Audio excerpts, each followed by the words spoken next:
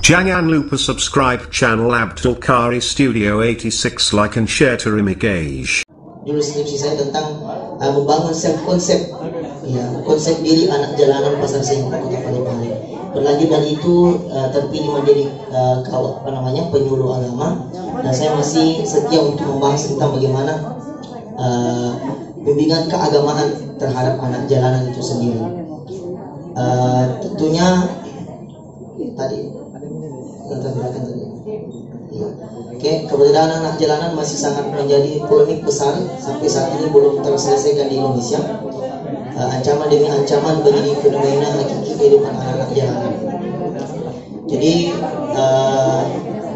anak jalanan itu, mohon maaf supaya agak tenang sedikit karena konsentrasi agak puyat. Mau kita ambil, Bu? Iya.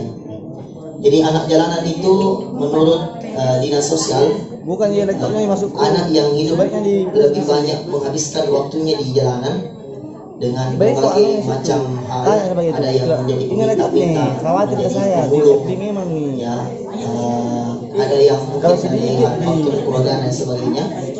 Dan anak jalanan itu sekitar umur 6 sampai 18 tahun. Ya. Ada umur dari anak jalanan itu kurang lebih 6 sampai 18 tahun. Terus bisa dilanjutkan rumusan masalah kami tadi. Oke, baik. Kami membahas bagaimana apa faktor bisa terjadinya yang namanya anak jalanan. Yang kedua, bagaimana proses pendekatan anak jalanan. Iya. Oke, yang pertama apa faktor yang terjadi bisa terjadi anak jalanan. Iya. Ada beberapa faktor. Pertama ada karena broken home. Iya. Terus kemudian ada juga dikarenakan karena faktor lingkungan. Lalu kemudian ada juga mungkin karena eksploitasi. Ya, misalnya pemanfaatan ke anak-anak, sehingga banyak di Parepare itu yang kita lihat anak-anak jalanan. Bukan hanya di Kota Makassar, di Parepare sekarang ini makin tahun makin meningkat jumlah anak-anak jalanan yang ada di Parepare. Terus kemudian bagaimana metode kami tentang anak jalanan itu sendiri, pendekatan yang kita lakukan untuk menangani hal anak jalanan. Yang pertama adalah bagaimana kita memberikan model penanganan tentang bagaimana berbasis jalanan. Jadi anak-anak jalanan itu sangat sulit untuk diajak, misalnya kompromi untuk diajak untuk kumpul, dikasih ceramah, dikasih ini. Bagaimana dulu kita bisa rangkul mereka, diambil hatinya supaya bisa ikut bersama kami. Terus kemudian yang kedua, penanganan memberikan kepada metode kami kepada anak jalanan adalah basic base camp center. Jadi ya rumah anak jalanan. Jadi kami tidak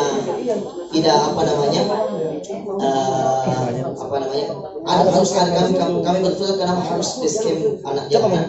Bukan hanya di masjid. Dan biasanya kan penyuluh kan di masjid. Nah, kita lakukan di rumah kopi nah, karena yang sekitar situ adalah banyak anak-anak jalanan yang sering nongkrong, ya, tempat tinggalnya dan lain sebagainya. Maka kami sering memberikan mereka penyuluhan di warkop Kopina, supaya bukan lagi bagaimana memberikan mereka ini uang, mau ambil ini uang, tapi ketika dia datang dia sudah tahu, oh hari Jumat. Oke. Jadwal bimbingan bisa sudah datang. Kita dalami sedikit. Aksinya sudah bagus. Ya, bisa.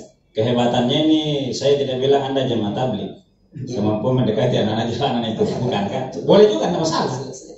Tapi yang dibutuhkan oleh penyuluh baik secara lembaga, ya, adalah kemampuan kita membangun apa yang kelemahan penyuluh yang belum bisa dilakukan adalah dukungan dari yang di atas kita. Bahkan tidak hanya di Kemenak, karena itu wajib malah, perintah malah kalau dari kakak Kemenak kan. Yang belum kita sampaikan adalah dukungan dan jalinan komunikasi yang memudahkan kita. Anak jalanan, dinas sosial, seperti apa. Sehingga karena saya mengakui bahwa kalau hanya kita yang menyampaikan itu pasti terbatas. Tapi kalau bisa menggolkan ke dinas sosial, ke Pemda, kemana, itu yang ada enggak itu dijelaskan. Baik, kenapa saya berani mengambil tentang anak jalanan ini? Karena judul skripsi saya satu itu tentang membangun konsep diri anak jalanan. Jadi sebelum mengambil data-data tentang anak jalanan, jadi kami memang sudah tahu tentang bagaimana datanya anak jalanan di dinas sosial. Ya. Terus kemudian bukan hanya sampai di situ, penyuluh juga harus bisa mampu berkolaborasi dengan yang lain-lainnya. Ya, jadi kami bukan hanya berdiri sendiri sebagai penyuluh cari-cari cari-cari anak-anak jalan, tidak. Tapi kami berkolaborasi dengan teman-teman yang ada, komunitas-komunitas yang ada di Parepare seperti Piskas, Pasukan Amal Saleh. Ada juga baru-baru ini namanya JOB, Jembatan Orang Baik. Jadi mereka yang misalkan mencari anak jalanannya, dan kami yang berfungsi sebagai memberikan siraman rohani kepada mereka. Jadi ada kolaborasi antara kami dengan komunitas-komunitas lain. Selain dari itu ada juga koordinasi dengan dinas sosial seperti itu. Sudah, alhamdulillah. Ya, menit ke-9. Kembali ke ada pribadi. Iya.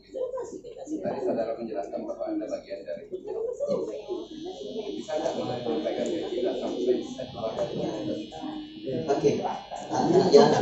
Oke, baik. Awalnya kenapa saya mengatakan saya bagian dari anak jalanan, karena saya dulu komunitasnya di Pasar Senggol. Jadi awalnya mohon maaf lingkungan. Jadi pertama ada dua lingkungan sebenarnya yang dapat di saya, bukan karena ada eksploitasi kepada orang tua saya, tidak, tapi karena dulu keluarga saya adalah broken home.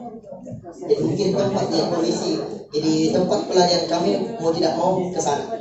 Sekalipun orang tua kami tidak menginginkan anaknya menjadi anak jalanan, tapi mungkin karena keadaan yang menjadikan lanjut kemudian masuk ke pesantren dan sebagainya.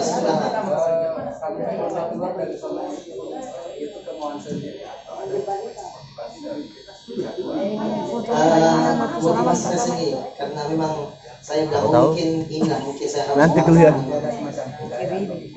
Ya, Ada banyak sih. Mungkin bisa selesai. Mungkin ada yang mau saya sampaikan sedikit lagi. Karena nih buat-buatnya ada yang terakhir. Karena semua jadwal ceramah kita dibatalkan semua. Ya, termasuk jadwal ceramah Ramadan.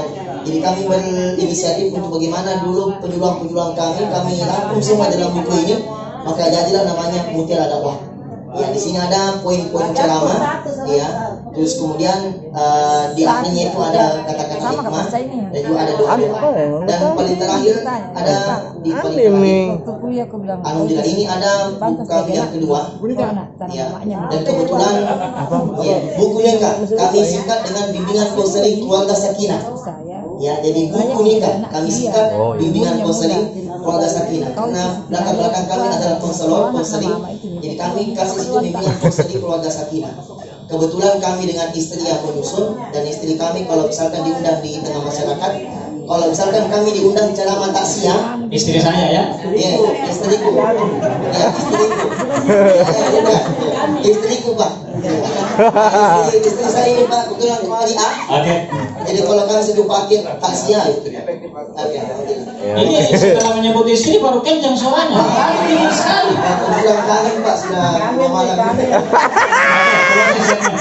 Terima kasih banyak, mudah-mudahan kita tetap menjadi spluh di tengah-tengah masyarakat, bisa tetap menyebarkan kebaikan di tengah masyarakat, insyaallah. Syukran jazilan ala hudurikum, minallahil musta'an wa alaihi tiklan. Wassalamualaikum warahmatullahi wabarakatuh. Selalu saya benar.